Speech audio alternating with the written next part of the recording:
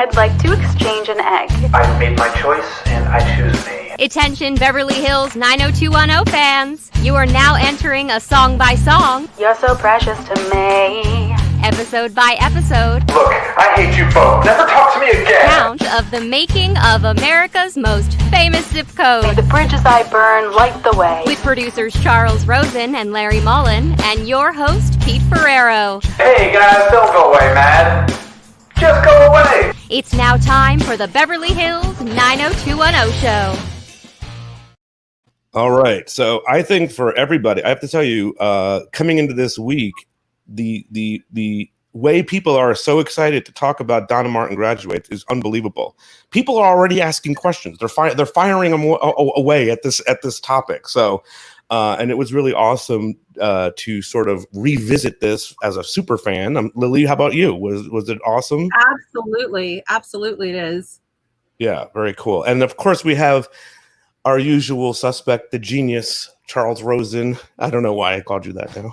The only other person who ever called me a genius was Aaron Spelling when he wanted to take advantage of me. The other person who ever called me that. Anyway,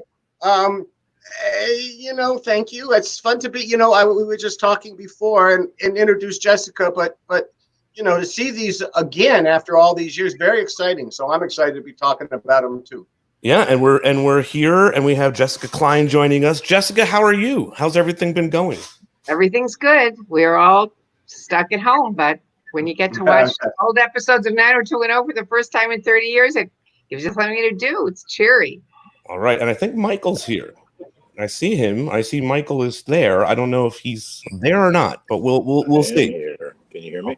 We can hear you, but we can't see you. Let me see if I can. All right. Well, you look the same, Michael. You haven't changed. Here he is. Oh, here. Hey, buddy. Hi, Michael. Good Michael. to see you. Hey, guys. Hey. Michael. All right. So listen, we're gonna just jump into real quick. Michael, where are you? Wait, where are you? Where are you? Where are you talking to I'm in us California. from? Okay. I'm in Sherman Oaks, same place I've been when you guys right around from where you guys used to take acting. I do, yes. The shortcuts to get to Oxnard and Kester. We probably sped on your street, probably.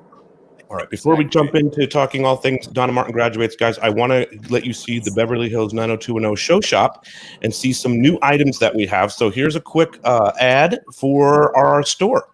Hey Beverly Hills 90210 fans, stop what you're doing right now and go check out some awesome new t-shirts available at the Beverly Hills 90210 showshop.com. I'd like to exchange an egg. I've made my choice, and I choose me. That's right, some of the most memorable moments from the TV show are available on your very own t-shirt. Hey guys, don't go away, man. Just go away. You know you want a Ray Pruitt concert tee. How about a Beverly Hills Beach Club member shirt? So go ahead and check out Beverly Hills 90210 showshop.com for everything you need. T-shirts, mugs, tank tops, sweatshirts. You will not be sorry. Oh, make sure you go check those out. All right, listen, I just want to dive right in because this is one of the most iconic moments in 90210 history. So I want to kind of get right in. I guess, Chuck, the best place to sort of start is, when do you guys sort of start saying we want to write a storyline for Donna? How does that come to be in the conversations?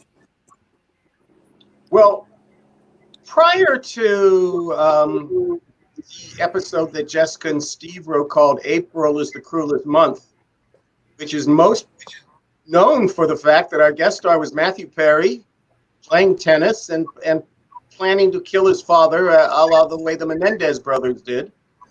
Which was actually, Jessica, I don't even know if you know this, it was a concept that we kicked around in the first 6. And I just, this is so dark. But, we were in episode 18 and, oh my God, what are we going to do now? And so this one came. So that was the focus.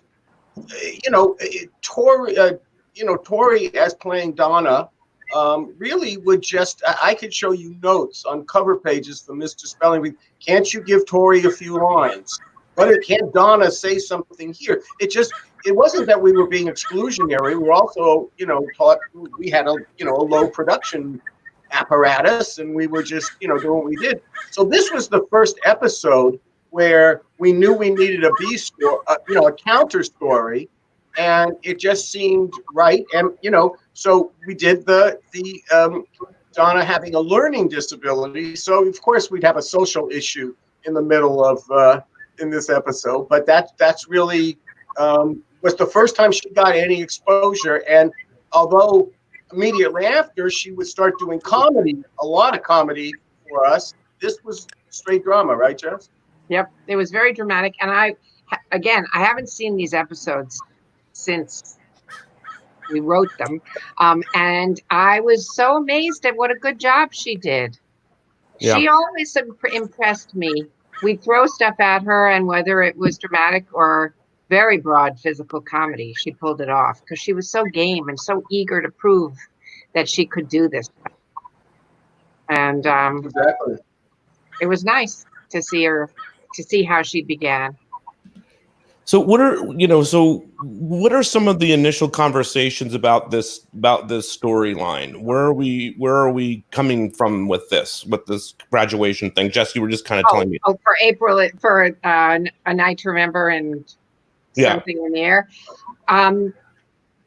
I don't remember how we came up with the idea to make a story about someone going through this at graduation, except Steve Wasserman's cousin had gone to Beverly Hills High School. She went to an after party, got drunk, just the way it happens in the show, threw up on the principal's shoes, and was suspended.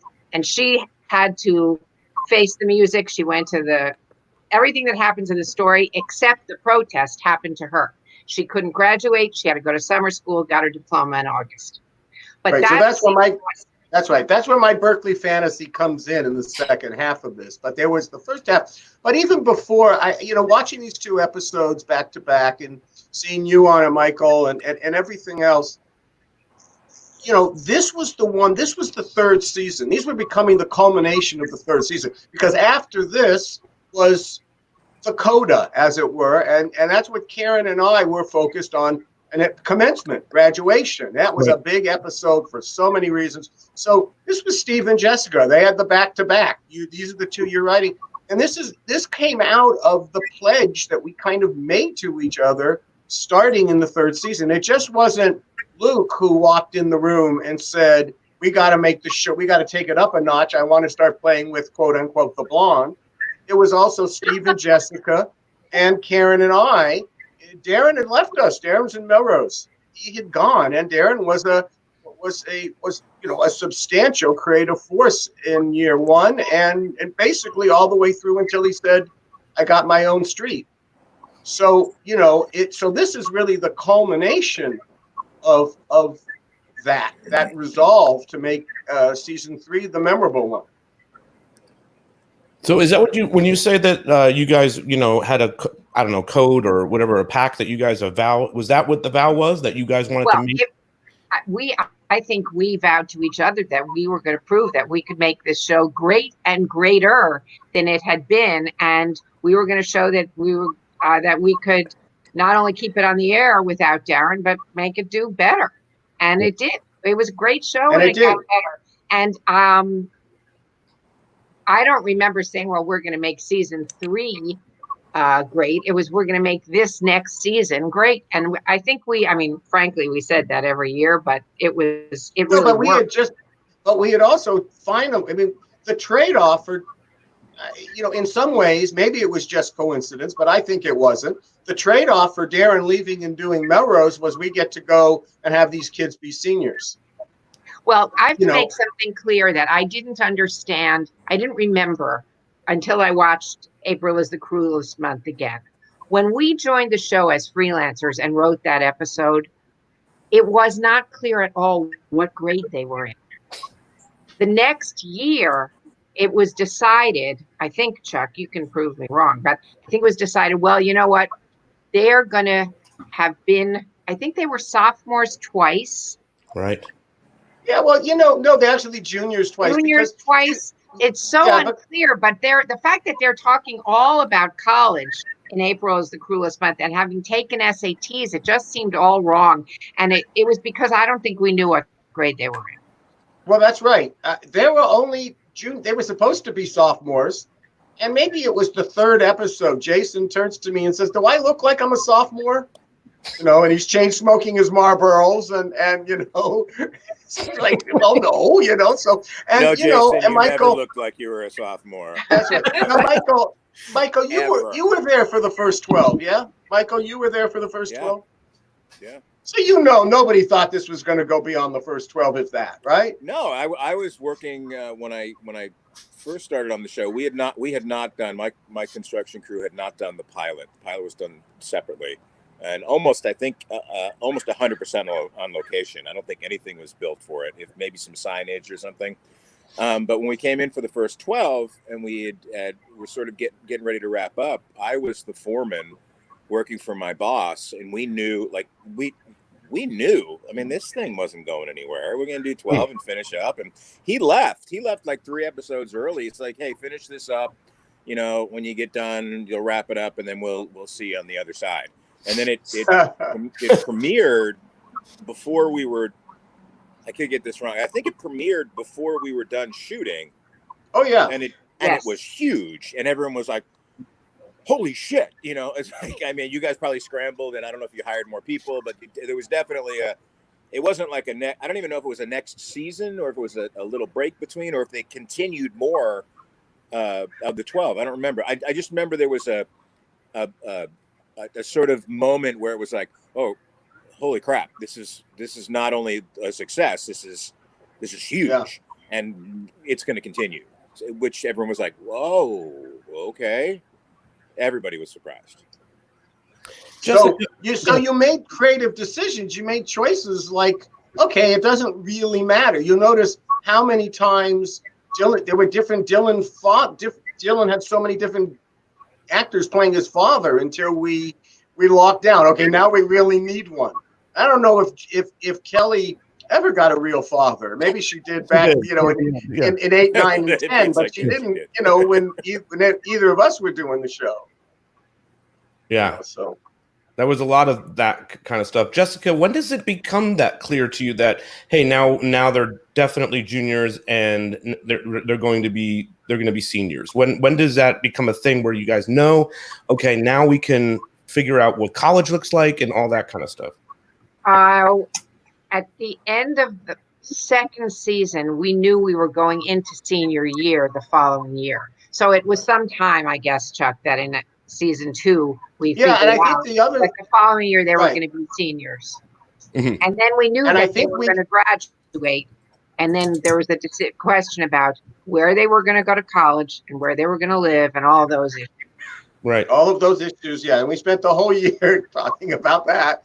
But at this point, once they get to senior, that was it. And then we were rolling. We had Beach Club. We sent them to Paris. That, by never leaving the San Gabriel Valley. The coolest thing was when we had summer episodes, we got to extend time because we were telling the show sort of in real time, with the September being the start of the year and Christmas was at Christmas, and then we suddenly have 32 episodes, and we continue in spring, which television shows don't do, and into summer, and that it was so unusual.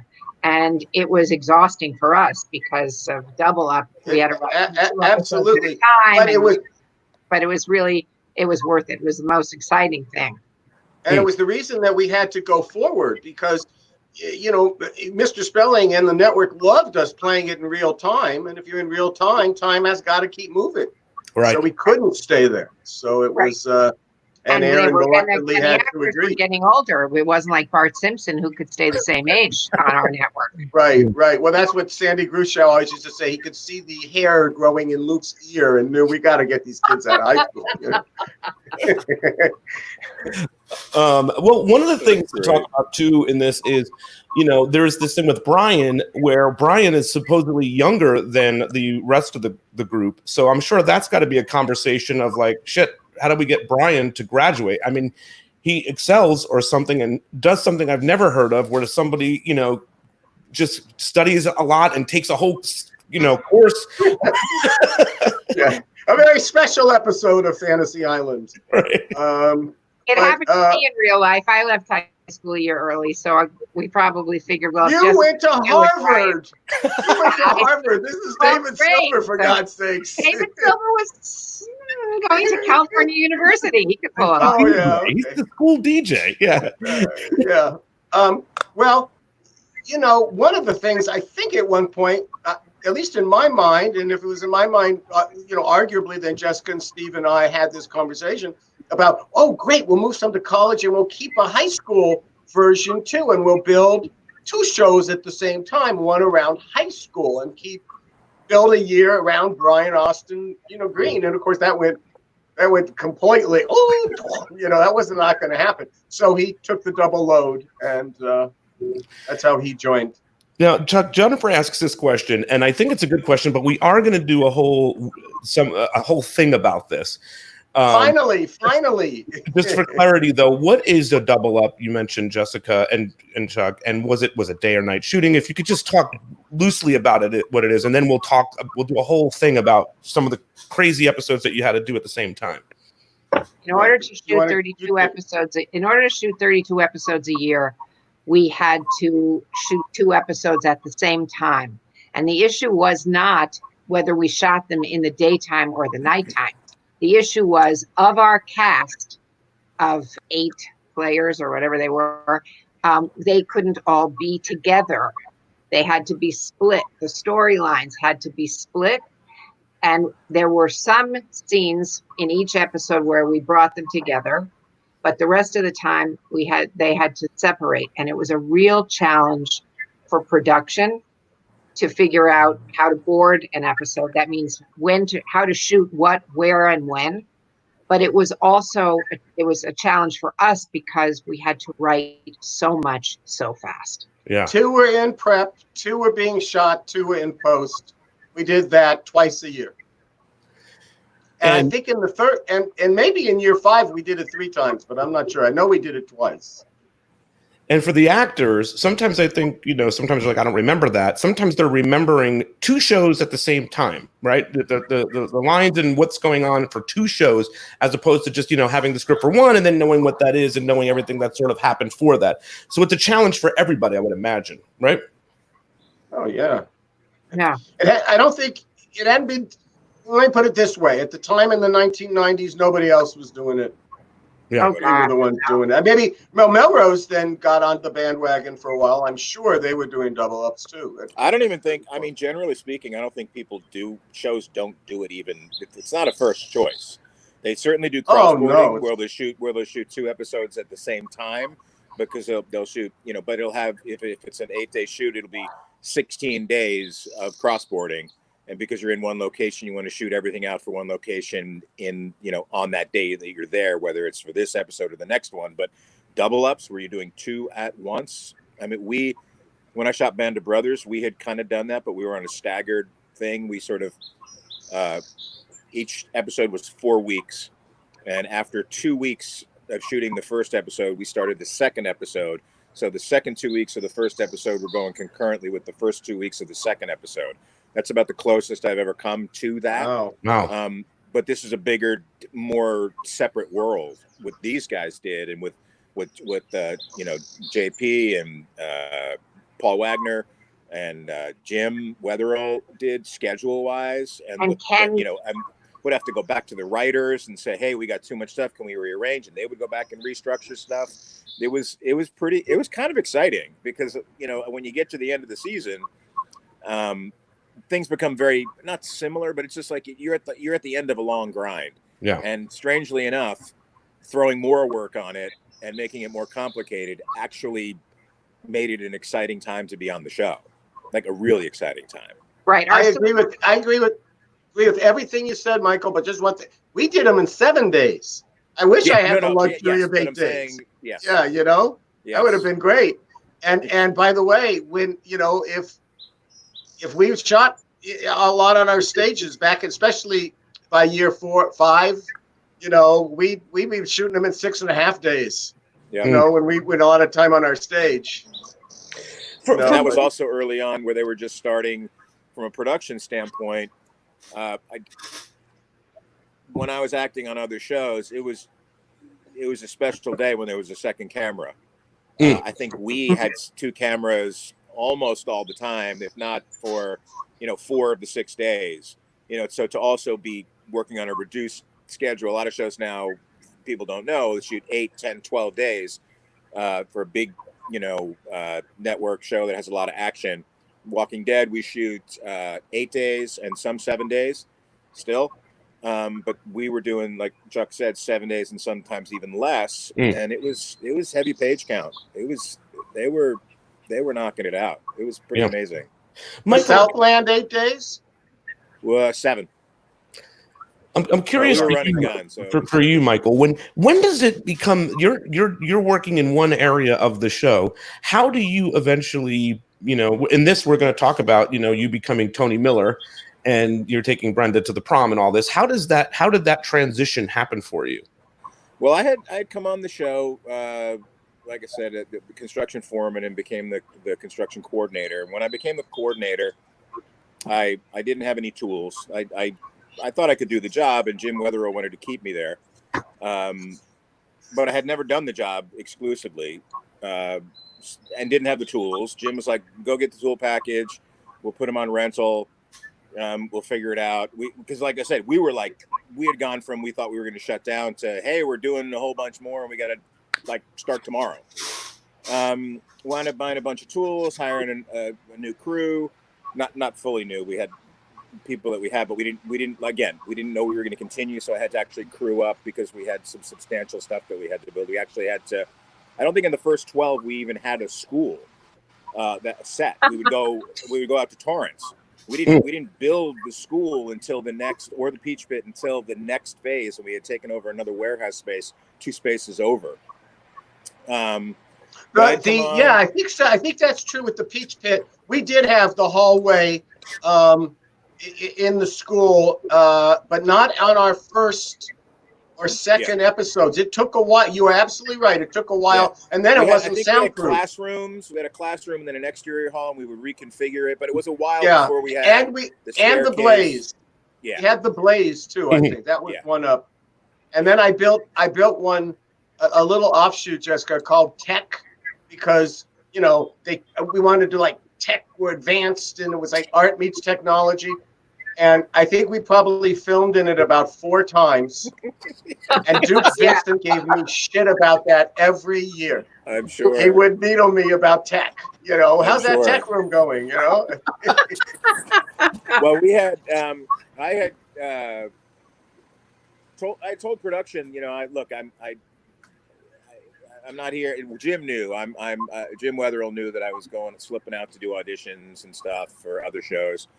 And I remember Paul Wagner and Paul and Jim and Gail. I don't know if Chuck was in that meeting, but I was called in to have a conversation with them. They, and they were like, basically, we understand you're an actor, but we just want to let you know that we can't audition you for the show. It's a conflict of interest. Stephen, Spelling and Duke, Gail, they're all real adamant. It's just a conflict of interest. So please don't we don't know if it's an issue with you, but we want you can't do it. I said, that's fine. As long as I'm able to do my thing, that's great. Well, A River Runs Through It came out, and they were trying to cast for the steroids episode. That was the one, yeah, right. A really hard time finding big guys who look young. And they didn't have to be crazy young, because by then, our guys weren't, looking, you didn't have to look like you were in high school. You just had to look high school. The same age as Luke. Yeah. And, so I remember I got a call that was like, hey, we need you to come back down to the office.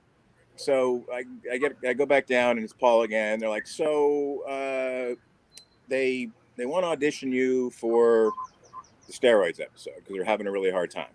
I said, what about the whole conflict of interest thing? Like, well, and, we saw a river runs through it, and everybody says they're an actor, and we didn't want people to feel like, because there's other actors in the crew, and we didn't want anyone to feel like they were being pushed out, and ultimately I was like, oh, so it's a conflict of my interest, not a conflict of your interest. Right.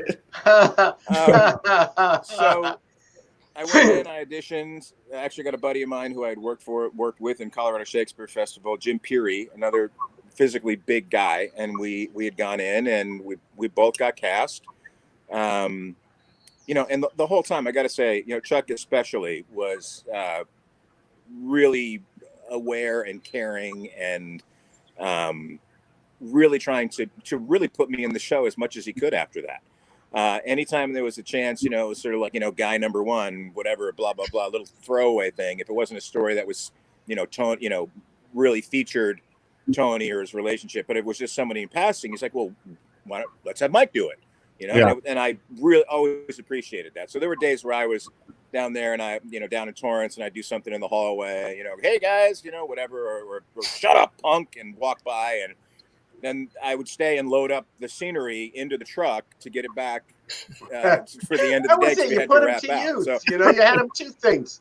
It was version of double fun. And we didn't have to cast that person. It just saved us time too. Yeah, no, exactly, because of that that crazy schedule. Yeah, and for me in that steroid episode, that was directed by David Carson, Jessica, and what I remember, and he staged things.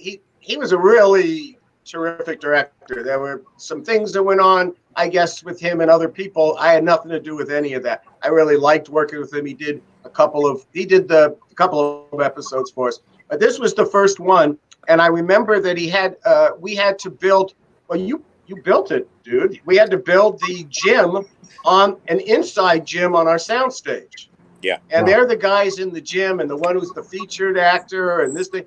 And I'm noticing, oh, look, Michael. And you were doing something, screwing around with weights, on like with your bicep or something. And I went, oh, that's a nice piece of business, because somebody was doing something, and yet it didn't pull me away from where the focus was.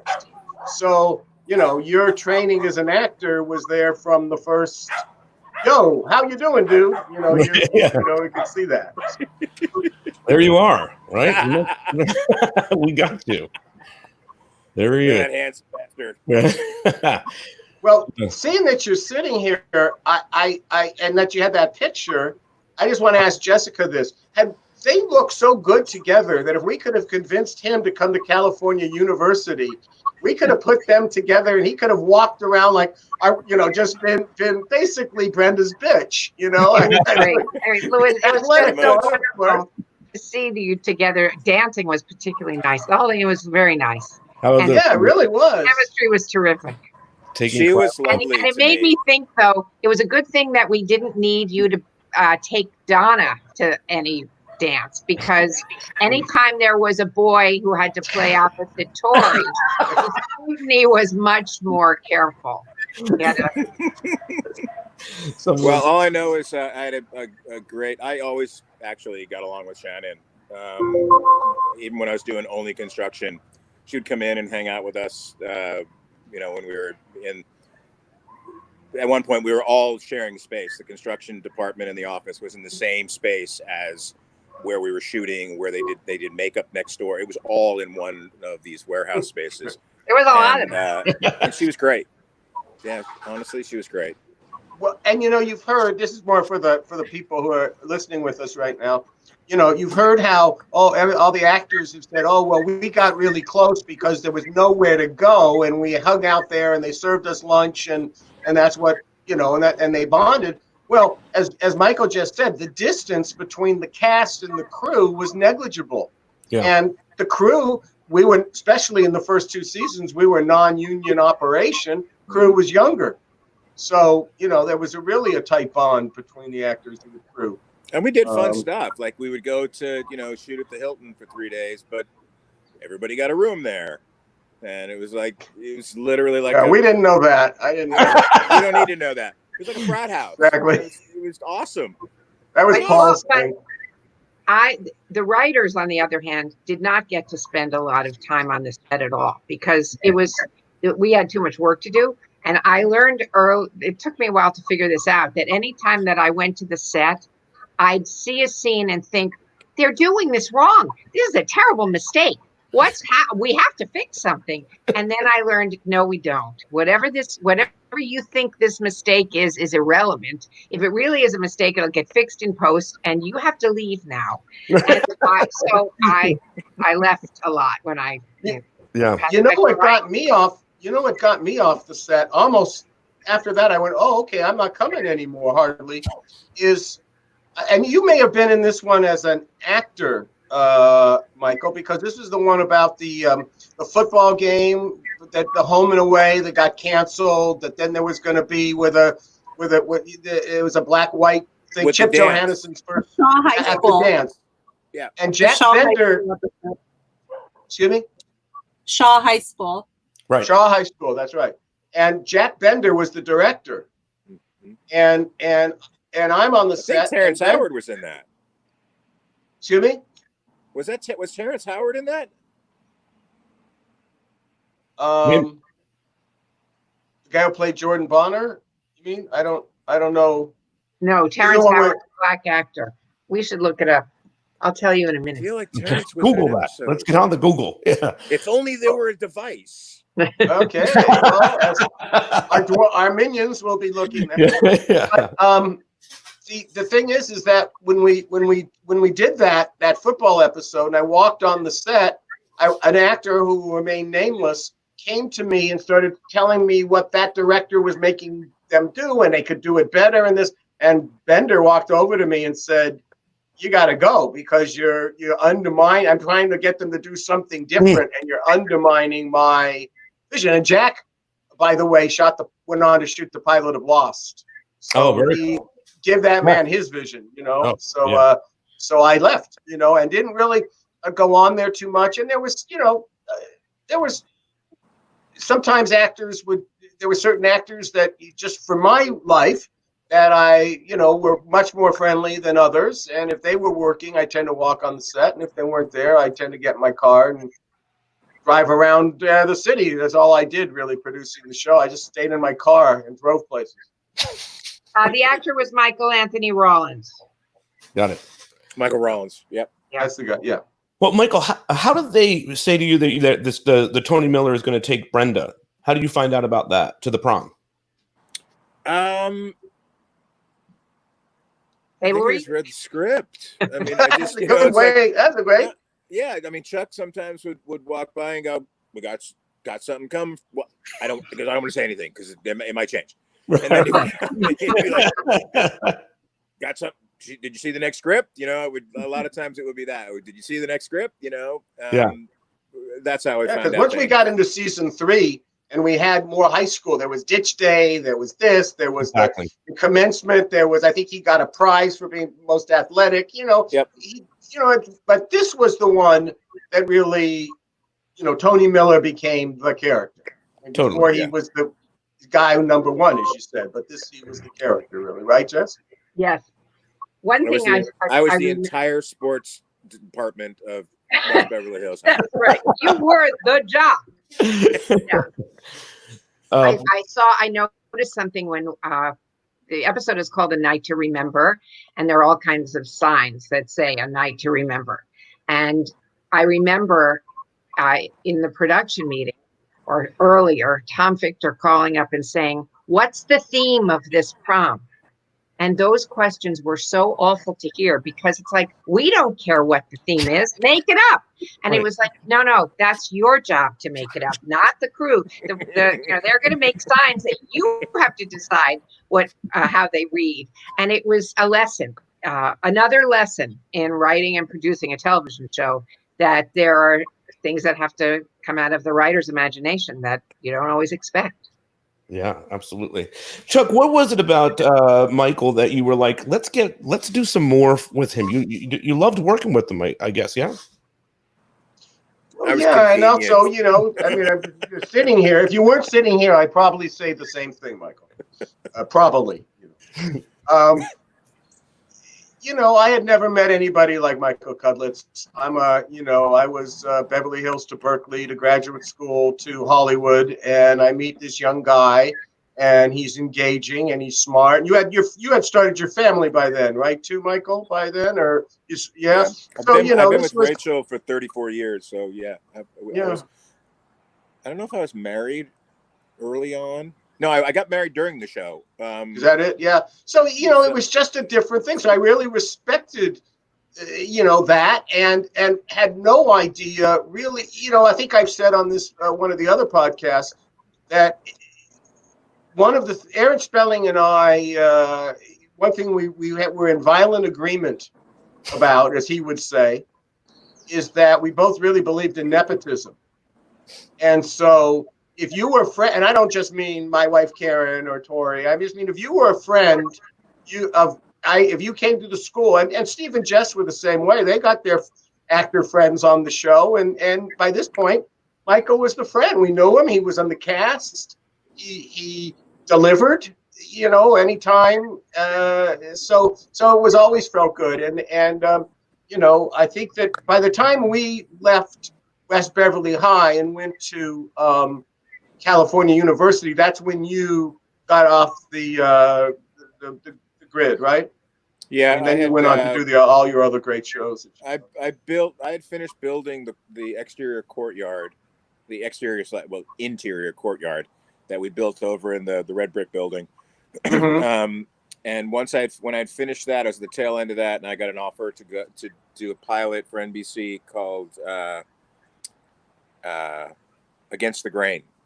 There's a football. Oh, you were great in that. Show. I forgot about that one. That's what took me away. That was myself and Ben Affleck. We were best friends. And the pilot got picked up, and we went to series. So that I had to give up my construction coordinator job there. Although I would come back in between for years and do day player stuff where I worked for the guy who used to be my foreman, and I would come in and I worked the crew because I honestly enjoyed doing the construction. So it was something that I was doing as my second job, but it was also something that I was also building a career. So if it didn't work out, look, it's hard to be, in the industry, especially as an actor, and make a living. So the idea of me being in the industry and remaining a construction coordinator and having that be my career, I was kind of fine with that too, if that's where it fell, as long as I was able to keep pursuing what I wanted to pursue. And then also these guys were your friends, right? I mean, I happen to know that you had a very special relationship with Luke, and very close. You lived near each other, and you had a lot of same values and things. Yeah, our kids are same age, our boys, so it just the whole thing. I don't know. It just made sense. It was really, for me, it was family. I spent on and off 10 years there. I mean, it's or a good part of 10 years. And didn't really get out of the construction until we shot Band of Brothers, and then after that, I was mostly done doing construction for film and television. But yeah. Well, our buddy Ryan Thomas Brown, Muntz, says it's so good to see you. Muntz loves you, baby. What's happening, Ryan? There he is. He's following us along here today. Listen, let's pop into some of these memories in this episode. I think there's a lot to talk about here inside this episode. I guess maybe one place to start is Kathy Dennis is that's come up a bunch in the groups and whatnot. Everybody wants to know, how did Kathy Dennis get to be the singer at prom? Was there a lot of people that you guys were talking about, or was it always going to be Kathy Dennis? Always going to be Kathy Dennis, because Kathy Dennis was the only one that was on our soundtrack album who had a song that you could actually dance to. All the rest were, "Oh, I'm in love with you. Oh, you're so cute. Oh, you're precious." All that kind of stuff. Thank you, Kenny Miller. But there was one good song, and this was it. And I think, but I was not there when you filmed it, so I never even got to meet her. And I would have liked to, because she looks good. Look at that red hair she had. It looked good. But it was really that's why. And then this was big for her. She'd be in America's 90210. I think she had celebrity in England before, but again, Irving Azoff, the famous, put this soundtrack together, and this was one of his artists.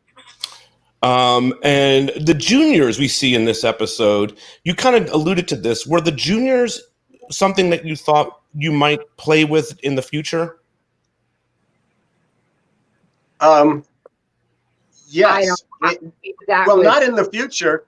We sometimes you need a little bit of deception to goose the geese or whatever you think. So we basically had our wonderful casting director, who's a very sweet woman named Diane Young, put out there that they were looking for people to, if there was going to be that extension with, Brian Austin Green, which of course, we've already talked about that. So we knew that there was no way that TC and that's Sean Levy. And then you tell me, Jessica, about Sean. Sean Levy went on to become a huge director in the tween television world and then now in the feature world. And it's funny to me because I worked at a company years later, maybe 10 years after this, and Sean was directing an episode when I worked for Tommy, Chuck, and I didn't even remember that he had acted on 90210, and he never said anything to me, and I never said anything to him. And there he is. He's right there. Well, I do know that one person we did not cast who came in, I have to believe that because I remember meeting him, was Mario Lopez. Oh, so wow. He was, came in to read for it. I mean, that's where we... Yeah, I mean, everybody came through there, and I would imagine he probably came through there more than once because he's that age. Exactly. So, so that's how we got them. That was the thought then, and that and I really love that.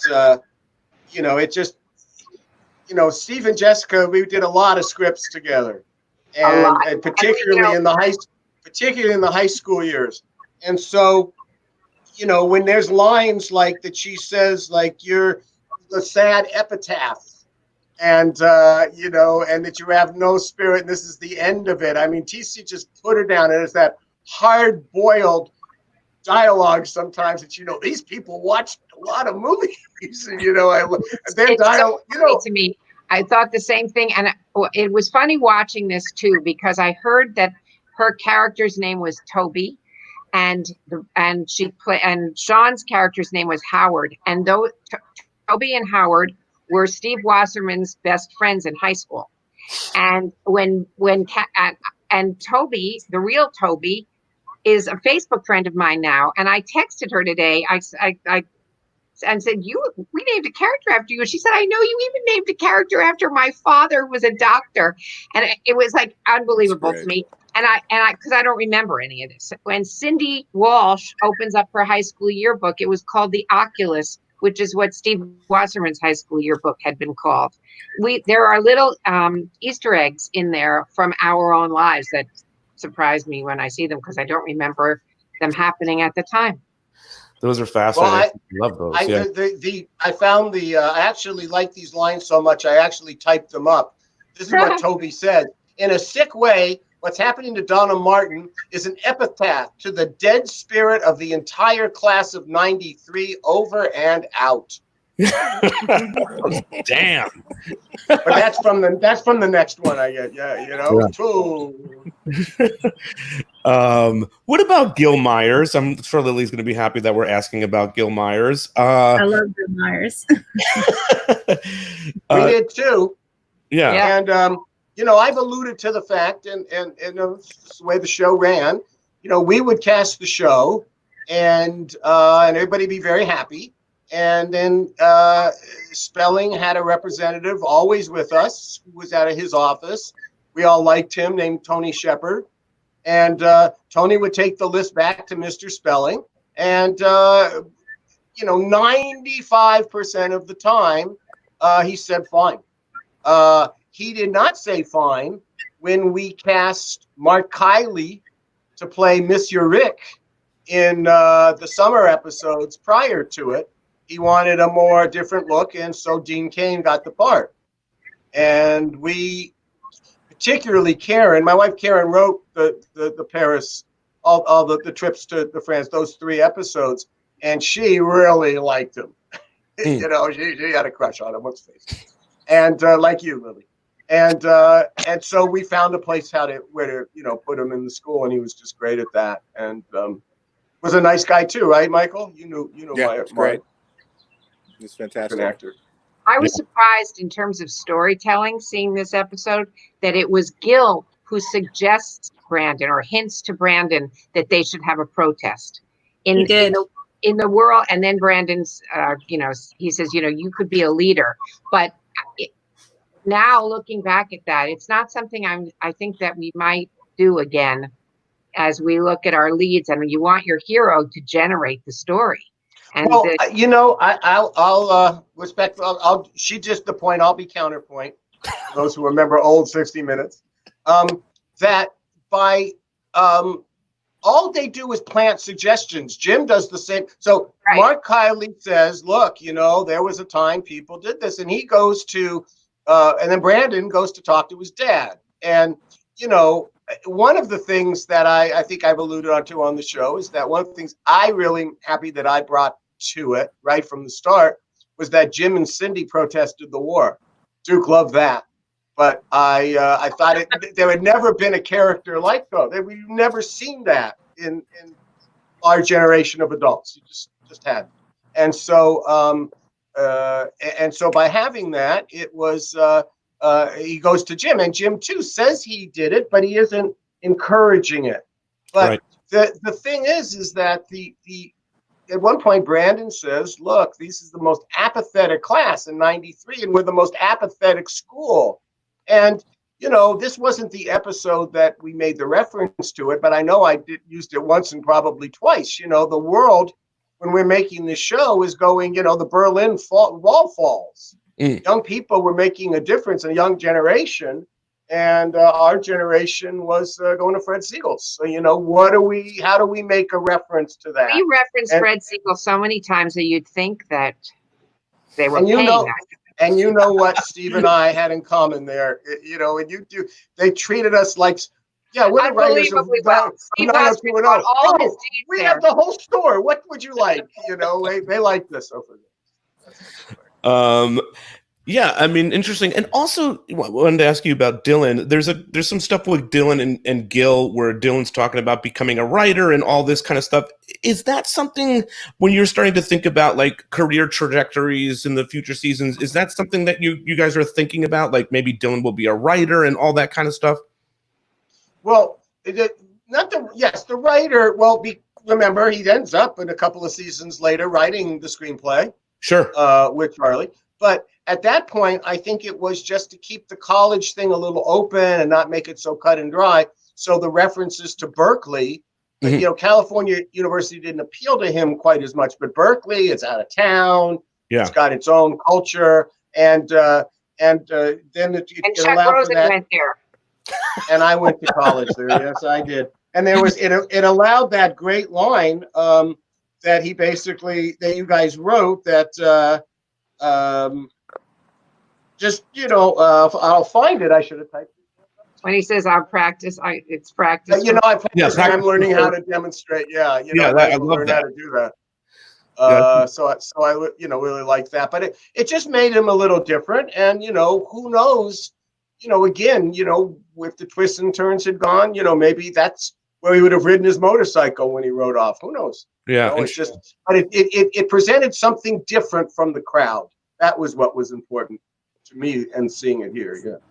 Now the actor playing Gephardt, oh my God, I just can't stand Gephardt. He's just so great at this playing this character.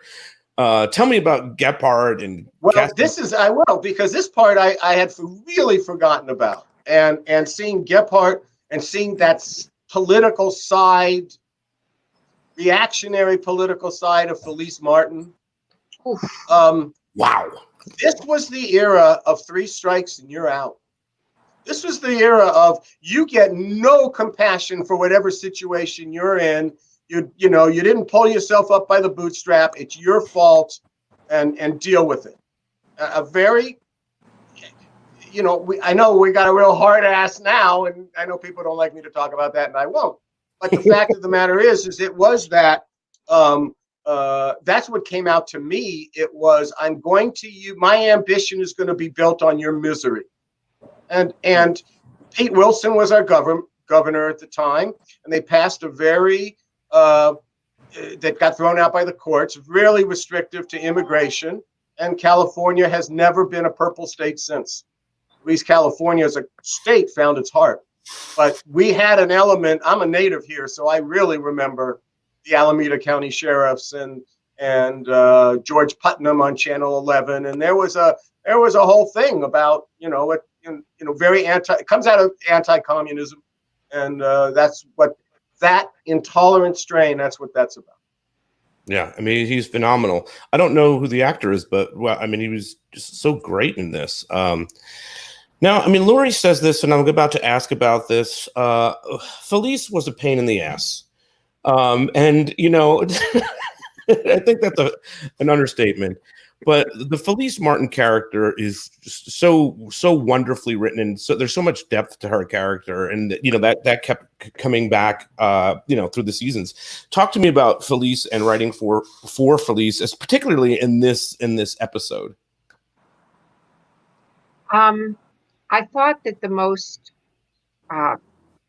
amazing scene to me was Donna standing up to her and saying, "Daddy and I forgave you, and you should try to forgive me." And I was shocked by it, because I do remember having written the episode where they find out that her mother's having an affair, but to hear it brought up again in this context was very surprising to me. She was a difficult character, and it was very touching to see the warmth between Donna and her father. And I think that Spelling must have really loved every scene that we played with Donna and her television father, because it so mirrored the relationship he wanted to have with his child, or believed he had with her. So I want to do a timeout here right now, because Jessica has brought up Tori's father. And Jessica, I think we talked about this a few weeks ago on one of the podcasts, that Jessica, when we would go into Spelling, but also to the network, Jessica was the voice of our stories. It would usually be Steve and myself and Jessica, and maybe by the 5th season, Larry Mullen was in on some of these meetings, and we'd sit down and you'd wind Jessica up, and Jessica would just talk very articulately, very fast, and go through the story. And when she would pitch a major story to the mister, that, Brandon was Brandon, Brenda was Brenda, Donna was Tori. Tori does this, and Tori does that, and Tori does this. And it always worked, but there's one episode maybe we'll talk about down the line called A Presumption of Innocence. It was the hardest one conceptually that I felt we had to do, because it was about incest. And that's the one I really remember. And I thought, we'll never get this by the old man. And Jessica's going, and Tori, and Tori, and Tori, and Tori. And I signed off. I didn't do that consciously, as far as I remember. I don't remember that I did it consciously. I see. I'm saying I didn't know that I was calling her Tori, unless maybe you told that we all. No, I don't think so. I don't think it was just got caught up. I think that that's just how it came out, and it worked. Lori asks a follow-up. Did this mimic Tori's real life with Candy and Aaron? No. It's a fair question. Felice Martin was really born. There was the episode. It really came out of our condom episode, and her being so anti that. But no. And that one, it was Aaron and I would write Felice. I liked writing political. My background is a political reporter, so I liked writing politically conservatives, and so I wrote a lot of her stuff. I like that. Probably the other guy too, that Eberhardt. Key, I think, to understanding the Donna character and her parents is that they were religious conservatives, and we didn't have that that didn't exist in television, really. People who went to church on Sunday, that really didn't exist in mainstream television, which is why it was very important. Unless you watch CBS, they had a little bit on that. You know, they were touched by an angel. But it was important to us that we had a character while everybody was screwing around. Yeah. Was going to be a virgin, which is why I had a big fight with Erin when they finally decided she had to lose her virginity. Yeah, I was gone by then, but I do know that the idea came from Erin, and we embraced it immediately basically for the reason that Jessica said, "Oh, we can do this so much differently. They're not characters like this," and basically for she suffered with guys because she held on to her beliefs in that regard. And in real life, Candy was not a religious right. So and since that was the core of Felice's self-righteousness, that did not mirror Candy at all. Yeah, correct. Bradley's letting us know that Epart was played by Arthur Rosenberg. So thank you for that. Kristen his brother was a lawyer too, I think.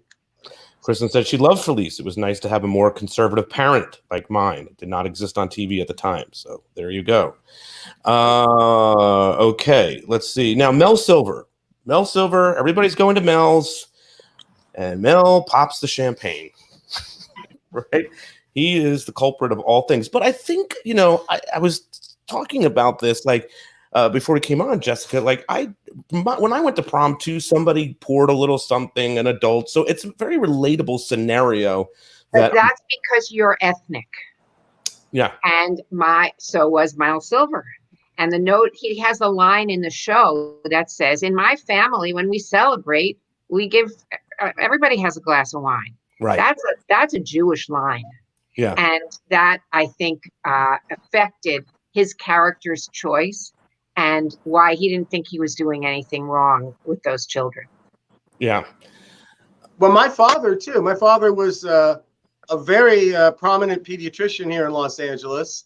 And ever since being 9, 10 years old, whether it be Passover, you want a little wine, and it was never a big thing. And I think the reason was just because he wanted me not to make such a big deal out of alcohol, because then my father was a scotch drinker, and he'd give me a little scotch when I was 15 and 16. It just wasn't. So I think that also is part of, Mel's orientation a little bit. It was very good, though, to see Jackie say later on, because she was a recovering drug and alcohol addict, had I thought for 1 minute that that giving those kids the champagne was dangerous, I wouldn't be here today in support of the I like that. Of Donna. I like that too. And I like that we kept her history alive. Yeah, I like that too. And I like that she's yelling at Mel on the phone in one of the scenes when David and Kelly are moving or whatever, and she's always screaming at Mel, right? What about the actor that played Mel? I thought he was phenomenal as Mel Silver. Yeah. Well, Matthew, yes, and Matthew,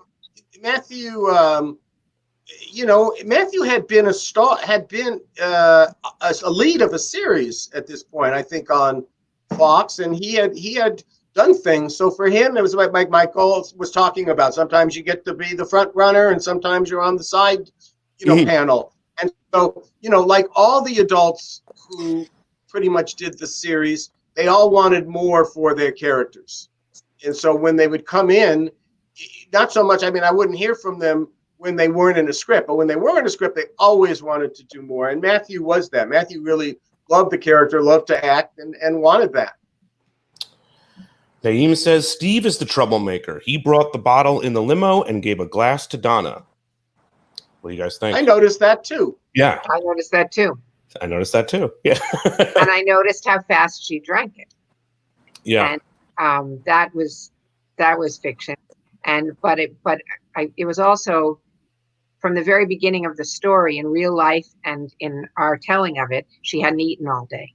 Right. And that was key. And I loved when Brandon says later, I think it's Brandon, if this were a court of law, we don't even have any evidence that she was drunk. She could have had a virus. And my friend is a lawyer, and she's constantly getting people off on alcohol charges because they didn't test her. And Right. I'm sure they didn't test Donna. So on that note too, about that, was that really important to make sure that Donna got drunk by accident? You know what I mean? Yes. Yeah. Oh yeah, sure. Yes, there was no intent.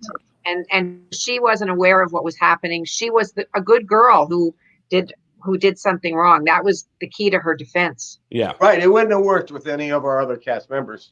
Who all would have been eager to get drunk. Right. We were talking about that before we came on. Like nobody would have gotten around Brenda, or Kelly if they had gotten drunk at prom. They were too popular. They were not, right. Yeah. No one would have protested on their behalf. Right. And then there's this, there's this great stuff that you see with Brenda and Dylan dancing. They go for a dance, which I'm sure all the Brenda and Dylan fans love. And then we even see sort of Steve and Kelly have a really nice moment, which is, I think, indicative of high school too, right?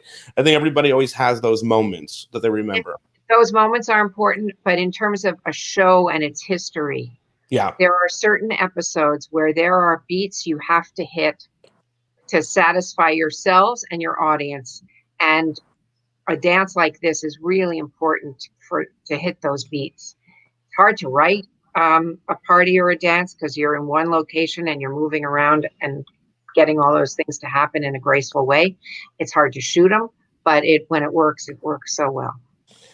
Talking about that location, the Bellage Hotel, Chuck, is that an easy location to shoot in, or where? It was. Yes, it was. We had carte blanche there. Yeah. When the two men who owned it was an indie hotel, were teetering on bankruptcy, they called my uncle. That was about 6 months before we started filming. Really? I want to film in the pool. I want to use the ballroom. I want a hotel room, and we're going to be in the kitchen. That pool, God, that was like. We never had it. They were really nice to us. They liked us, and more importantly, they liked my Uncle Irv. Now, Michael, were you doing construction during these episodes as well, or you were just an actor for here? Yeah, no, all of them. Everything that I did, I was doing construction during. All of them. So now, I mean, is that because the part that you play here with Tony Miller and Brenda going to it's a big moment for you, I would imagine, right? That you get this opportunity. So was it difficult transitioning back and forth from construction to Tony Miller? It was. I think I was too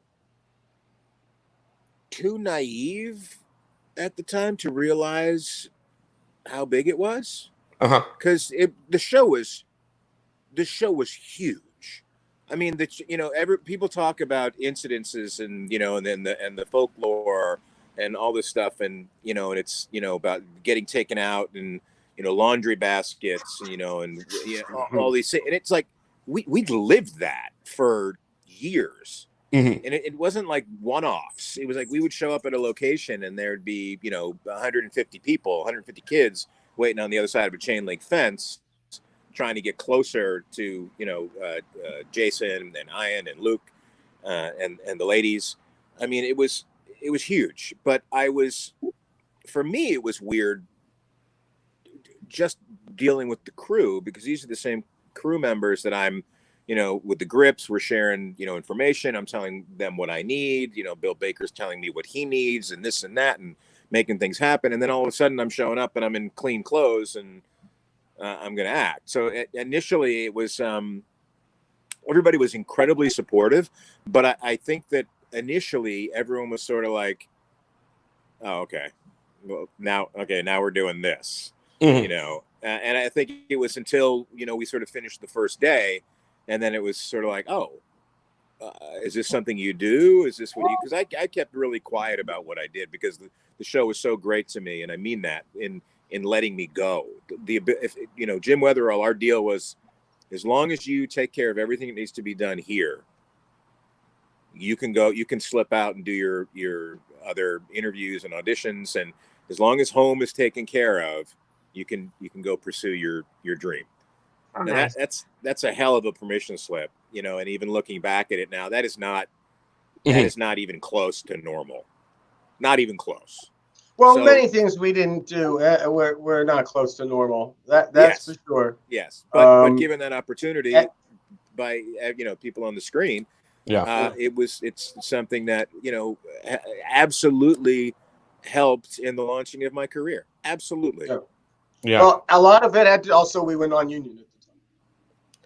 There was not as much scrutiny on us. I know the difference between year 2 and year 3, and a lot of the fun stuff we could do became harder. Yeah.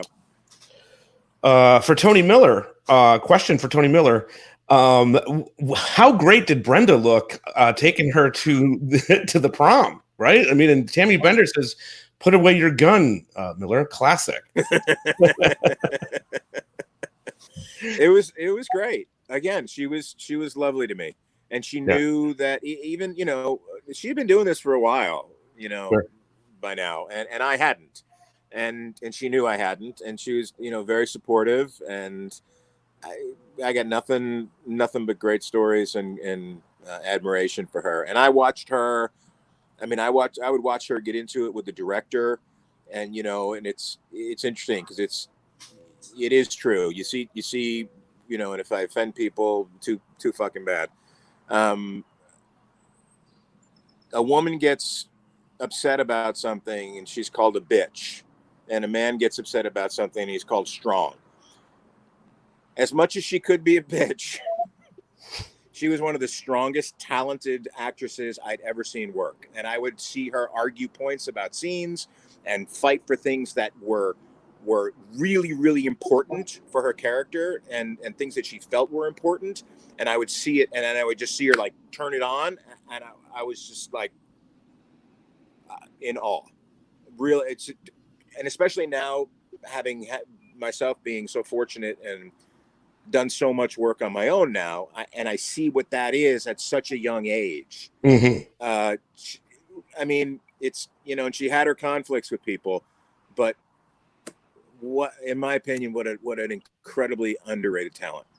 So talented, so gifted, and going through her fight, I think, as I always try to mention here, we're all in major support of Shannon and what she's going through, right, guys? Absolutely. Yeah. Definitely. Okay, Lily, do you have any good fan questions? I have some Michael questions. Yeah. All right, go ahead. Yeah. So if they had expanded Tony Miller into a more permanent character, a main character, and let's say have him go to CU with the rest of the gang, is that something that you would have continued to do? And how did you feel about not being able to do that? Well, I'll maybe I'm talking out of turn because I'll speak for Chuck. Chuck was pissed that I was leaving the show when I got my own show. I mean, he was happy for me that I was going off and doing my own stuff, but he had plans for me. I mean, from what I understand or remember, there were. Well, I remember this now. There What was the frat fuck was stuff wrong that with they were you? gonna do, and they were. He was like, "I'm happy for him, but god damn it, I'm." There was a mixed sort of thing, and he knew. I think he also knew, as we all did, the limitations of the show. So the show was never going to be my show. The show was never going to be about Tony Miller. Tony Miller could certainly have had more prominence, and I think that they would have used him had they had the ability. Yeah. But it also, I think that everybody knew that we can't hold him. We don't have the financial ability. We don't have the the show's not structured that way. It's just not what they were doing. But he was, and I remember this. He was not happy for the show, but he was happy for me. Yeah, remember that, Chuck? That makes sense. Not specifically, but that sound. I'll cop to that. That sounds about right. Because Against the Grain was a very good show. I had forgotten about it, because because it wasn't Friday Night Lights, but It was a good show. And then, in the episode, we go back to the episode, we're finally seeing Donna, puking and all this stuff. I love the overhead shot that they got of her in the bathroom and whatnot. And, as you mentioned, she, falls right on the floor and Mrs. Teasley sees her. How great is Mrs. Teasley, right? So I have to say I'm very excited every time I see Mrs. Teasley, because one of the ways it works in television land is if you create a character, you get a very little piece of money every time that character reappears. It's called a character payment. And it always is the luck of the draw, because we didn't invent characters. We would sit as a team and decide what characters we were going to create that we needed for the show. And if it happened to show up that that character was in your episode, you were the one who got the little bit of pizza money for it. And we got Mrs. Teasley. So every time we could use Mrs. Teasley, it was like, oh, ka-ching, that's so great. But she did it out. She's such a good actress. And she did a terrific job. She gave a lot of, she fleshed out a character that could have been very two-dimensional. Oh, definitely. Yeah. Magda says Mrs. Teasley should have told her to go home. I did note when I was watching that, I did think to myself, because Mrs. Teasley eventually wants Donna to, get off on this thing or whatever. She could have said to her, "Okay, just leave." Oh no, she couldn't, because she was right. She was a grown-up in the room. She had to take care of Donna. She couldn't put her in the care of these other ridiculous students who were carrying her around like this was. And I think that the punishment that was put out there had a politically opportunistic element to it. We didn't delve into that because I was interested in that, but I think that's the under part of it. So I don't think any of them, Mrs. Teasley, or Kylie's character, they would have never thought about how much trouble this would bring. Right, yeah.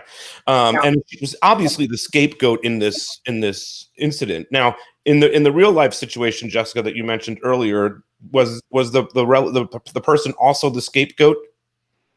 Yeah, it was exactly the same. I mean, she was the one who got caught doing everybody else at the party had drunk the champagne, and nobody else got in trouble. She got in trouble because she got drunk because she hadn't had anything to eat all day, and she vomited on the principal's shoes.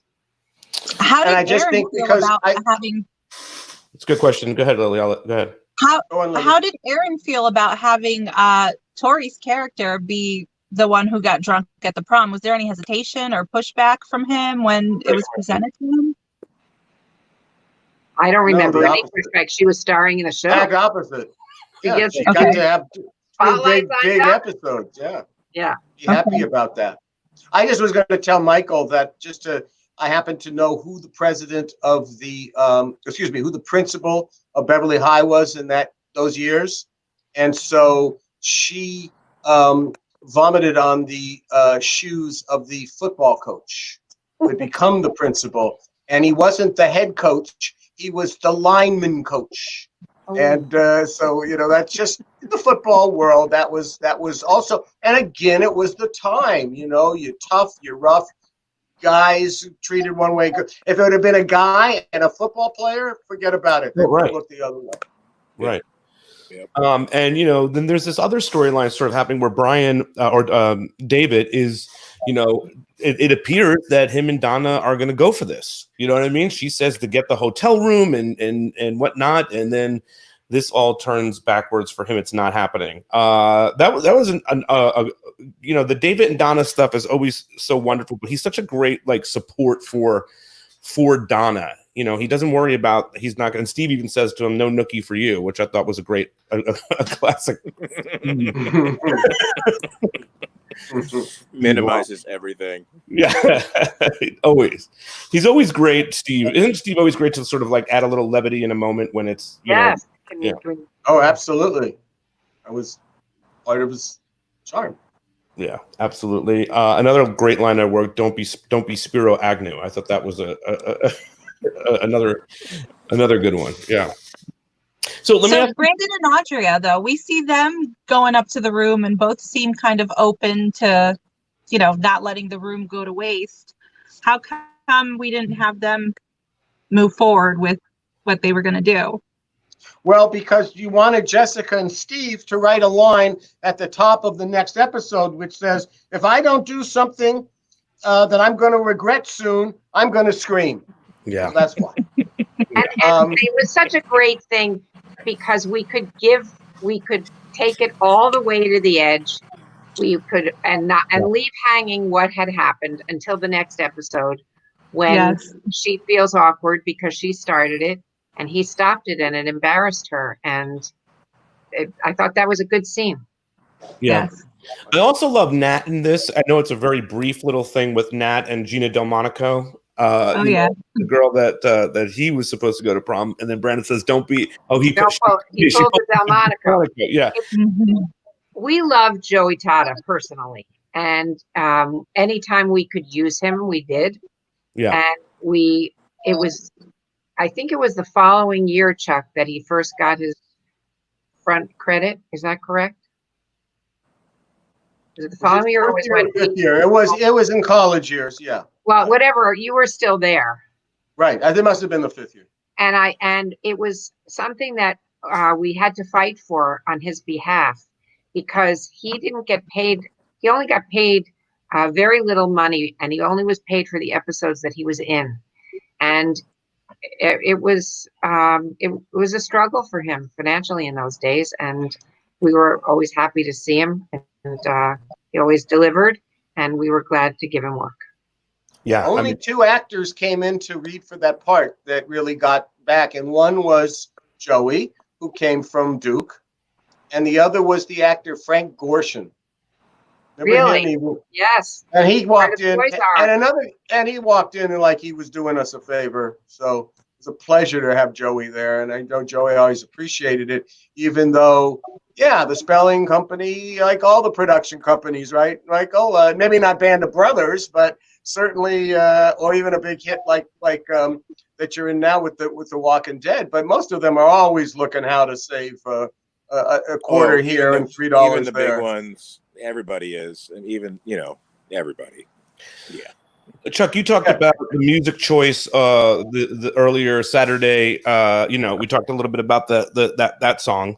What about also in the Peach Pit? We always get great music in the Peach Pit, and we get War's "Spill the Wine," right? And I thought that was such a great song choice for everything that's sort of happening. Well, it's going to happen. They haven't gotten in trouble yet, so it was our foreshadowing underscore. Yeah, with that song. And again, as we talked about, what do you want in that? You want a song that is kind of recognizable, that has a repeat chorus so that someone can pick it out, and someone who knows the song will like the reference, and someone who doesn't will be able to just say, "Oh, that was the song on the jukebox," and keeps and not drawing attention to itself. Yeah, there were times we put ones on that we wanted attention to itself. That diner would have that song in the playbook. You know what I mean? The diner opened up everything any song that you really wanted, you could throw in through the diner, through the Peach Pit. Sorry. Well, it was all oldies until actually near some point in the 5th season, and I remember, Steve, we were on the mixing stage, and I put as a Peach Pit song the song that I really loved, and it was used, of course, in movies subsequently. But the "Hold On" by Wilson Phillips. Yeah. Steve went, "You can't use that. That's not an oldie."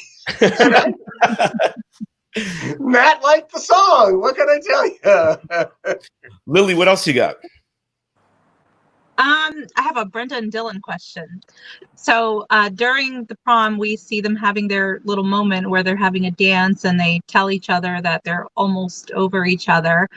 During that time, were there any thoughts or plans on getting Brenda and Dylan back together, or no? And if there were, what were they? I feel like every week for Brenda fans, like for the Brenda and Dylan fan, we have to ask something.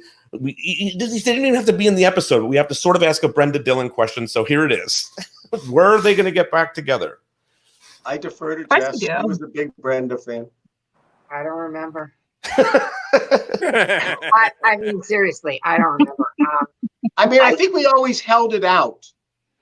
We always held it out because, look, they had a complicated relationship off the screen. And so sometimes it would be really, when you see them on the screen, you go, "Hey, look at that. Maybe this is where we would go." But, certainly you Brenda fans out there, I read what you say about poor Kelly Taylor. And, I don't know if she deserves the venom. I really don't, but that's just me. No, I don't. I find it interesting because having now been involved in many, many productions, and the writers in this room can tell me if I'm totally off base, but my perception and what I have encountered is that we outside as fans think that everything is figured out from beginning to end. Right. And that we know, and here's all these twists and turns and this and that. And that couldn't be further from the truth. Not because as a creative entity, they don't think we know where this is going to end, because there are those certain occasions where all that is figured out. But what happened, there's so much that happens between studio input and network input and a character that resonates with the audience, or someone who just explodes off the screen in a way that you didn't think they would. Not that you were hoping they didn't, but you just sort of like, holy crap, what is going on here? Or chemistry between certain actors. Right. And so the seasons are figured out in broad strokes before the whole season starts. A couple of episodes may have been written fully before you start, but as it goes, it's a living, breathing thing, right? That can change and adapt to things that are happening, whether they be good or bad. And so I think that you always, anytime you can leave something up in the air that you don't have to resolve, there's no reason to resolve it. Right. There's no reason to put a negative or a no when it, like, great. Like, if you want to think that that's going to happen or that could happen, why would I get in the way of that? That's just like one more thing reason for you to love the character or the relationship. Right. I don't want to tell you what I. That's why sometimes when you even talk as an actor and now I'm directing, it's like people go, well, what did you really want to do in that scene? And I'm like, well, what did you feel? Yeah. Because I don't want to be the one who shits on it for you. Right. Like, if you're having some amazing experience, guess what? That's it. That's it. Yeah. Yes, 100%. Whatever you felt. Mm-hmm. It's very different today with television series where everything is written before we begin to shoot, so that block shooting, so you can take advantage of all kinds of financial savings by doing it that way. But in a show like 90210, we would. How many weeks were we even ahead of shooting? I have no idea. Looking back. We were. That was. That I almost killed myself for that, but that was right. We did. I learned that in Northern Exposure. Don't make scripts the problem. We could be 10 episodes ahead. Yeah. We worked really hard so that they wouldn't be the problem. But Michael, what Michael's saying, I really agree with, to the point that you knew where kind of you were going. Right. You knew, but you also. At least twice we had times when there was an actor that we thought, okay, this actor's going to come in and boy, we can do so much here with this relationship. And it didn't pan out. The actor, sometimes they're really great in the audition rooms and not so great on the screen. And that, it can happen to everybody. I mean, and to this point, to Drew's point here, Luke and Jenny had amazing chemistry. You know what I mean? So you start seeing that chemistry. Now you kind of probably want to write a little bit more for that. Yes, you see Shannon or Brenda and Dylan, they have some great chemistry as well. But, Shannon is going to leave the show. So it's hard, it's hard to write for somebody that you don't know where that future's lying. But the flip side is also true. Luke and Jenny had great chemistry, but it can kill a show if you keep people together. The idea is find the obstacle that can blow a relationship up. Yeah.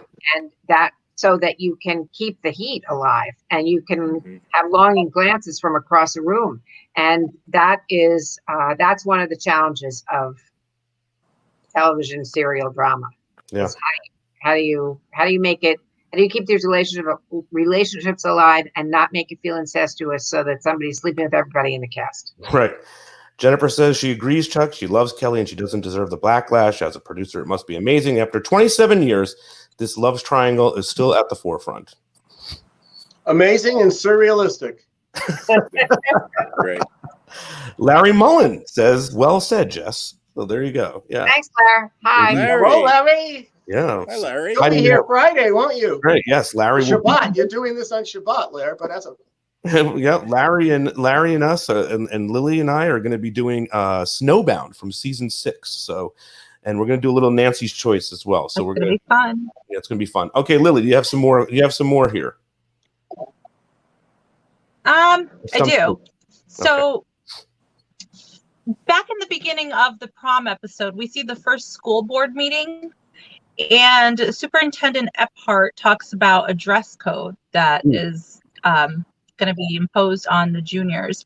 They talk about kids were wearing T-shirts with Rastafarians smoking. And I was wondering, how did you guys come up with this idea? Is this something that was happening in schools across the country during that time, or how did that come about? 'Cause I don't remember that in my school. So. Certainly in the class of 1969, it was happening. And our student body president at the time was a very articulate young man that both Jessica and Michael know. Dan Attias was president of the school. And Dan Attias walked into the Board of Education with the other student body class presidents, and I was the junior class president, so I'm standing flanked on one side, seniors on the other side, and he makes this argument to a board that was not as malicious or malignant as the board that we saw in the episode, but they were definitely people in suits and conservatives, and he got the dress code thrown out. And the pin that people wore at that time is probably the connector to this group all these years later, which is school is for students. And that was the watchword of those times. Let us make some choices. Let us make some decisions. And the one thing, just to jump ahead, in this particular episode, which I really didn't remember and think worked so great, is that when Brandon gets his political moment in front of the Board of Education, since we're talking about that, and instead of using any kind of political argument of what they're there for, and because that was understated, that was there, that was all around, he talks about friendship and love, and that's why they're there. And that was the motivator, not smash the state, which may have been in 1969. Yeah. And now, while everyone's here, right? Everybody's probably walking in. Donna Martin Graduates. Where does the chant come from? Where does that write? Does someone just pop? Where does it pop off? Do you even know? And what were they really saying? Donna Martin Graduates. There you go. So where does it come from? That's not what I heard. Anyway, what we did, Mike, we got you didn't know this. We got our basically standards and practices pointed out that and we loved her. Darlene Lieblich pointed out that she could hear the M word, and we had to loop it. Yeah, I'm sure that's became, after 14 hours, I'm sure that the crew was doing it at some point.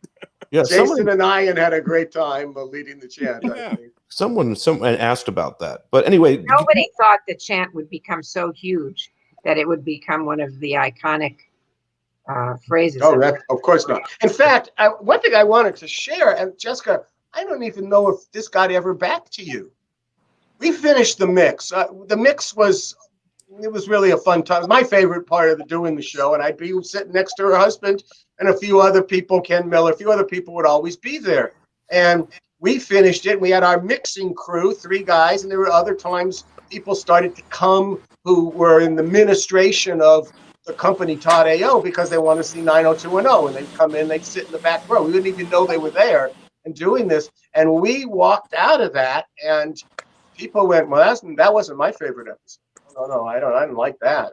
You mean that whether it was a reaction to the student thing or whatever, that didn't belong in that show in the 90s? I don't know what it was, but our first thing I took away was, well, okay, maybe. Well, at least the prom episode was really good, because of course, like Jessica, we're 90210, so immediately, if anyone criticizes the writing of anything, it had to be true, and we have to, beat ourselves up over it.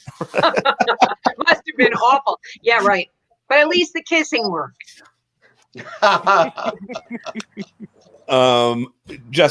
Lily, do you have any other questions? One more for Michael. Okay. So, have you stayed in touch with anyone from the cast, and what have you been up to these days? Tell us about any projects that you've been working on. Okay. Yes, I was closest with Luke. But I stayed in touch with Jason. I stayed in touch with Ian. I got back in touch with Brian after Luke passed, and there were a lot of connection, everybody reaching out and just connecting with each other. Gabrielle I'm friendly Yeah. with and friends with. We're I only pause because she lives right around the corner from me, and for some reason I thought I was giving information away. You don't know where I am now, anyway. Exactly. Yeah. You're in by a window. Right. I see Jenny every once in a while in passing. Always love seeing her. It's always lovely. And I bump into a lot of the crew that we all came up with, because this was, we were all young when we started. Everybody. The crews were like Chuck was saying earlier, was a non-union crew, so it tended to be younger.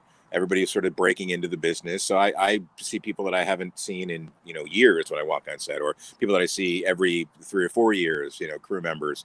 And so so everybody keeps in touch. I definitely feel, interestingly enough, I mean, and I don't say this to minimize, my role in the show, but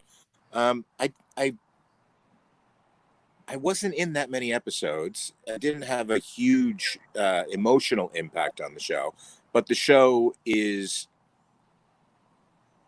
so part of what made me what I am. And I take that with me, and it is always referenced. I don't go, a month without somebody bringing it up or talking about it. And so it's kind of wonderful. It really is the beginning of my acting career. Is right when I got out of college, I got into the construction on the show like a year or two later.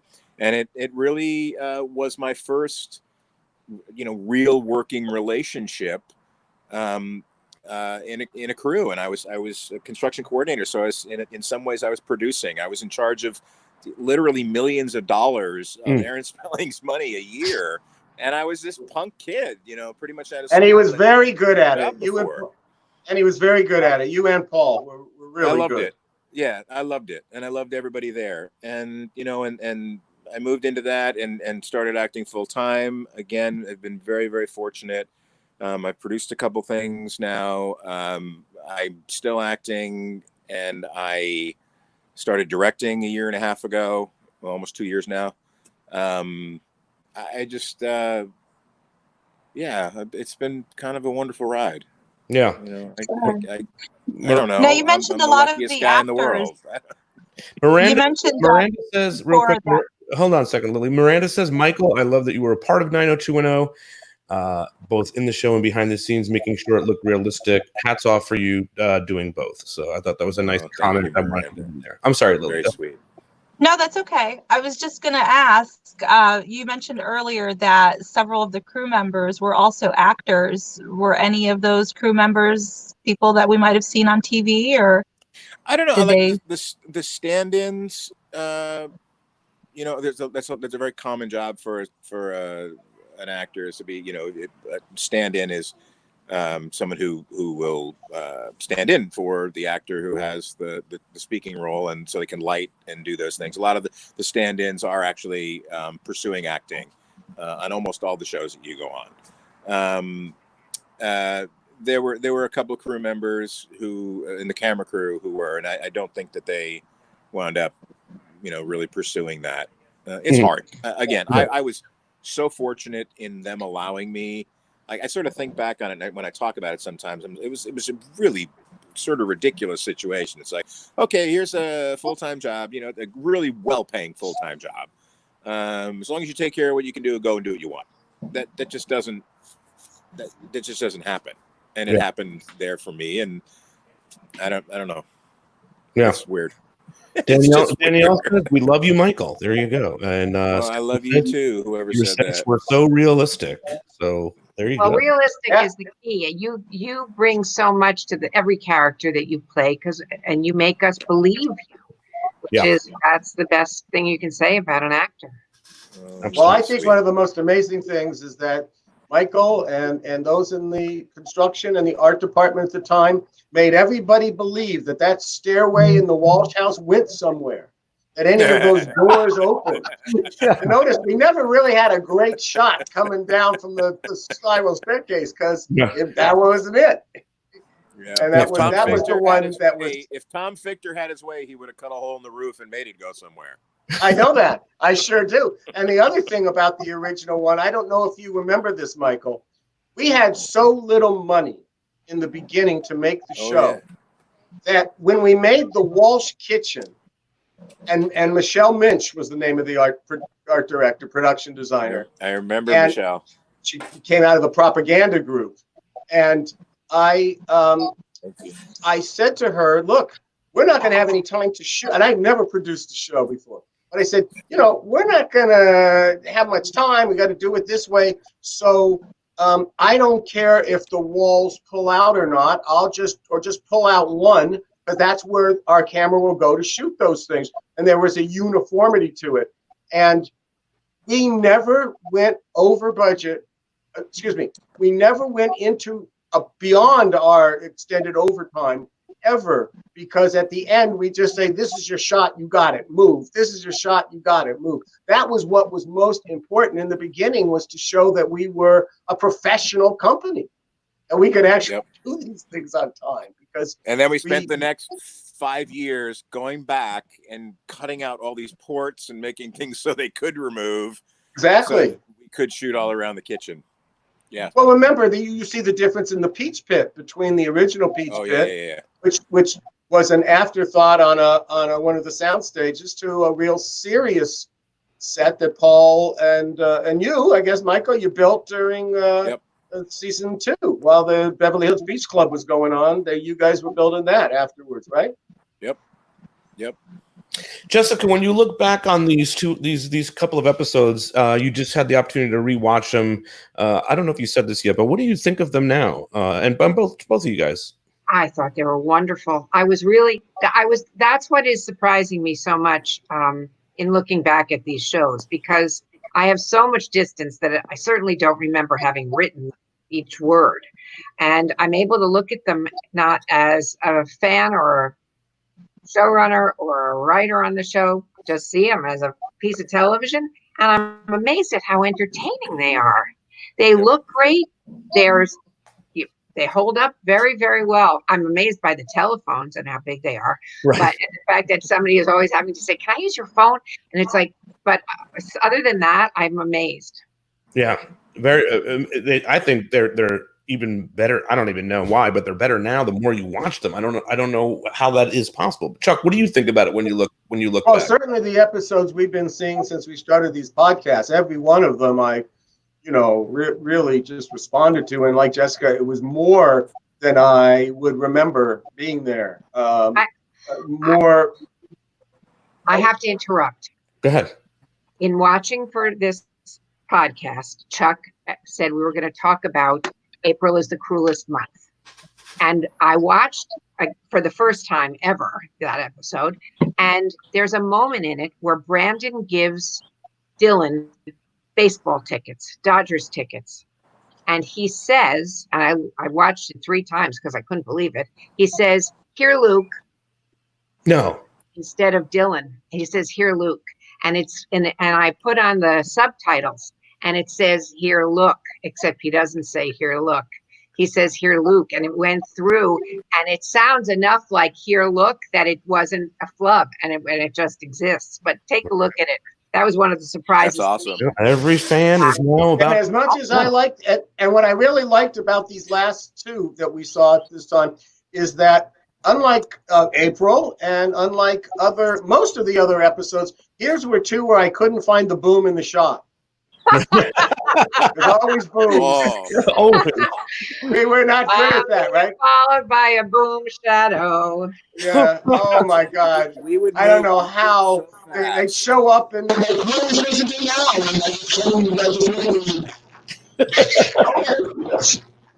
would move so fast in time. There's actually scenes, if you're in the living room, towards the foyer, looking back at the living room, where we actually shoot off the top of the set, and you can see you can see the soundproofing on, if you know what you're looking for. Right. You can see the soundproofing up on the top. And you're like, wait, did we just went off the top of the set? And it's in. And it's That's just like, wonderful. yep, moving on. Just keep going. It must have been Kibby that did that one. Michael, how about for you when you look back on this episode or the opportunity that you had here? What do you think about it all these years later? I was always, and I've actually talked about this to Chuck before, fairly recently, like in the last few years.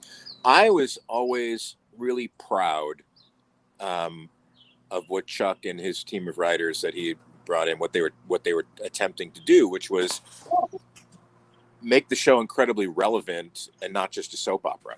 They were dealing with actual specific things that kids were actually dealing with. Whether the parents wanted to know or acknowledge, or, you know, in some cases didn't want to know or acknowledge, but these were actually things that were going on. I mean, we dealt with rape, we dealt with cutting, we dealt with drug abuse, we dealt with, I guess domestic abuse. I mean, it was, you know, I always used to joke. It's like, there used to be like, oh, tonight on a very special episode of Blossom. Well, every week was a very special episode, because it was like they were really trying to, in my eyes, from the outside, I don't know what the discussions were, but it seemed to me like there was really a concerted effort to delve into topics that were very important to the kids that would be watching this show, and how they could identify with it, and not always come up with an answer. That was the thing that I always loved. It was like they would resolve it within the group, but there was no sort of like, you know, holier than thou approach to it. It's like people got hurt and there were consequences. Right. It's just, you know, I don't know. And we had our characters that we could count on, and they were all very different and unique in their own way, and they connected in different ways. But I always found it really exciting to be part of something that was really trying to make a difference, because I don't think that was going on television at all. I mean, at least, you know, when I was an adult by that time, but I don't remember seeing that on television at all. You know, so I was always proud of it, you know, so I look back and I'm proud of the work we all did. Yeah, I mean, listen, I graduated class of '94, so this is the group that you guys are the voice of my generation in a way. Every episode that you wrote and all the storylines and all the things that you guys did, you know, spoke to me. I'm a kid of that generation, so much appreciated. Again, as we always kind of remind you guys that everybody that's here is because of stuff that the whole team did, from the sets to the acting to the writing and to the production. That's right. It's a beautiful thing that you all did. Any more questions, Lily, from the fans, or can we shift off of Donna Martin Graduates and put it in the book? Yes, I am all covered. Thank you. All right. So before we leave, I want to just share this new shirt. I don't know if you guys saw this, but you know that Steve wears that sometimes. We made this, right? I mean, why not? You know, because I felt we needed a good old retro looking shirt. So you can get that at the Beverly Hills 90210 showshop.com. Now, Friday, Larry's going to be here with Lily and I, and we're talking Snowbound from season 6 and Nancy's Choice. And then next week, I have to look at what we called it. Let me see here. I wrote it. I can tell you what we called it. I have a little banner. I have a little banner. Yes. Oh. Dylan, Jack, Iris, and the Dirty Rotten Scoundrels will be covering the entire storyline of Dylan, the money scandal and the scam, and you know, all the way to Mexico, I think, when he eventually gets it back. Right, Chuck? That should be a fun one. Should be. Yeah, that's looking forward to that. That was the one, at least until he loses the money, and then maybe we'll save Mexico for another time. That's cool. Yeah, absolutely. But listen, guys, thanks so much. Before we end, I want to ask Michael, you said you're very close with Luke. We always like to kind of wrap up on Luke's stories. Very special to all of us. I think we all went through a lot when he passed, from the fans to probably all you guys. Do you want to share a Luke story? Something about Luke that touched you, or something along those lines? No, with respectfully. When Luke passed, I was very consciously not open about my feelings towards him and that on social media and such. And that, I think, mostly for me was more out of respect of what Luke would have wanted and how Luke lived his life. Luke would just be like, just don't worry about it. You know, it just, so those stories are my stories. And cool. He's missed. Yeah, big time, I think, by everybody. Just a super talent and just probably amazing guy. All right, guys, thank you so much for this episode, and we're looking forward to seeing you on Friday night at 5 p.m. Pacific, 8 Eastern, and then next week as well. So stay tuned. Keep asking all your questions. Thanks a lot, guys. All right. Take Great. care. Thank you, Have a guys. good week. Thank you. Appreciate it. Thank you, Michael. Good to see everybody. All right. Yeah, thank you, Jessica. Thank Bye, you. Lily. Bye-bye.